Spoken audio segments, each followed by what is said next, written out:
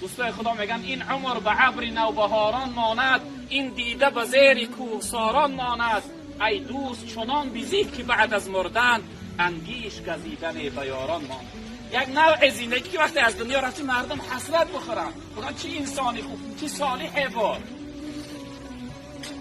دوستای خدا میگن انسان روزی که تولد شدی، برای تولد شدن تو همه خندان بودن، همه یعنی خرسند و شاد بودن، اما تو گریان تولد شدی. آنچنان زندگی بکن که روزی که از دنیا میروی مردم همه گریان باشن برای فراق رفتن تو خندان بروی.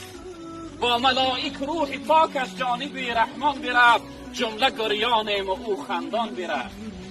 اگر صالح باشی، پاکیزه باشی، بنده حقیقی خدا باشی، بلوی پر از خنده خرسند و شاد، خداوند تو را دعوتت میکنه ارجعی الی ربک راضیة مرضیه، و سری بلند میروی.